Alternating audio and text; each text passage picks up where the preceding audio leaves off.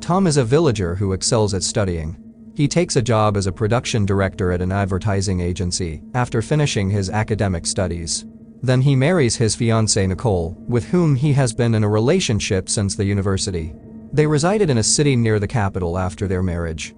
Meanwhile, Tom has traveled to a rural village to film an advertisement. Tom embarked on this journey with his beloved wife. They drove away from the city. It was around 6 p.m. when they arrived at the rural village area. The cell service is weak in this area. Therefore, navigation is difficult to use.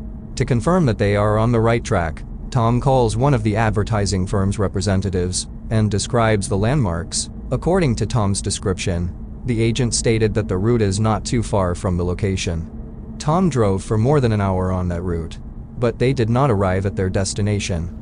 They are now on a road with trees on both sides. It was completely dark. They can't see much at all. They are also certain that they did not spot any houses or people. Both Tom and Nicole are now unsure of the path they are on. Meanwhile, Nicole considers calling the agent again. At that point, she realizes her phone is dead due to a low battery. Tom's phone has a low battery as well, but it is still on. Tom asks Nicole to contact him on his phone, but his phone dies during the call. They both overlooked packing the chargers. They don't even have special GPS devices. They decided to go straight and came upon a girl riding a bike. It's almost 10 p.m., and this girl is riding her bike alone in front of them. They couldn't believe their eyes at first. Under any circumstances, the scenario they see is illogical. But Tom and Nicole have no idea where they are. The agent is unable to contact them since their phone has been turned off. Because they had no other choice, Tom and Nicole agreed to ask her for directions. So Tom politely asks her to slow down and stop her bike to ask for directions. Then she said she had to run home. So whatever you want to ask while moving. Nicole suspects she is terrified of Tom. Nicole contacts her this time and asks her for directions and where this route leads. The girl on the bicycle then states, "This road leads to the village," and the girl asks Tom and Nicole to follow her. As a result, Tom and Nicole began to pursue the girl. The girl rides her bike faster than usual.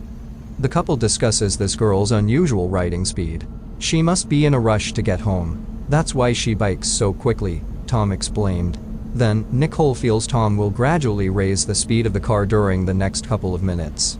Then Nicole asks, "What is the matter with speeding?" Then Tom says, "Babe, I'm not speeding. I'm keeping the same speed as before. I'm only following her." Nicole then responded, "I felt like you were speeding." Then Tom explained, "This is a road in a remote village area. I'm unfamiliar with the road and its surroundings. So speeding is the last thing I've ever done on it."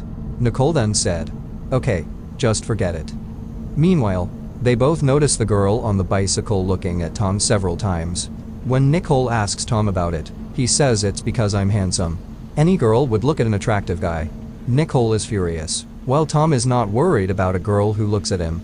Nicole, on the other hand, feels like Tom is rushing. Nicole asks Tom to slow down. But, as Tom points out, "I'm not speeding. This is my typical speed." Nicole then demands to stop the car. The brake is then applied by Tom, but it does not work. Attempts to slow down the acceleration do not work as well. At this point, Tom understands that something is trying to increase the speed of the car, while also attempting to prevent it from slowing down. While this couple tries to slow down the car, the girl riding the bicycle in front of them keeps riding the bike as if nothing is wrong. She doesn't even pay attention to what's going on behind her. Tom is unable to control the vehicle's speed. The car drives off the road and into a large tree. Tom was able to come to a quick stop before hitting the tree. Thankfully, the couple did not sustain any serious injuries. The girl is nowhere to be found. She simply vanished into the darkness. In the dark, the couple got out of the car to check out the area around them and what was going on. Tom gets the car back on the road. Suddenly, two teenage boys emerged from the shadows. They were on their way somewhere and then back home. Nicole addresses these boys and asks for directions to the exact spot.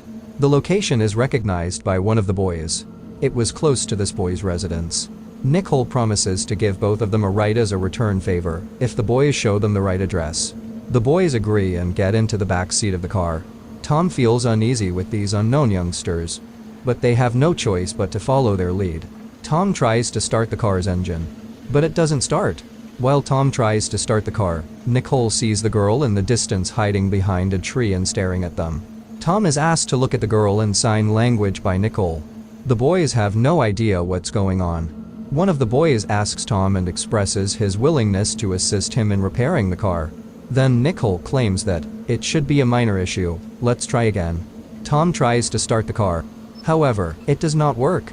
Then a boy insists that Tom get out of the car and inspect the engine. Before Tom says anything, Nicole demands that nobody get out of the car. Then inspect the inside of her handbag. The girl behind the tree is still staring at them. Nicole finds the Bible and reads a passage from it. Then she asks Tom to start the car. The car then starts. Then one of the boys asks, "What seems to be the problem? The girl on the bike has asked you to follow her." "Yeah, we saw her a few miles away," says Tom. "Do you know who she is?" Tom asks the boys again. The boys are saying, "Don't be afraid, brother. She is a ghost. She has done this before. You're lucky that you missed her and found us."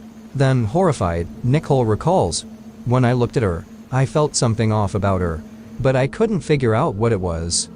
Furthermore, the ghost girl desired to split the pair and attack them separately. The boys help the couple make their way to their destination.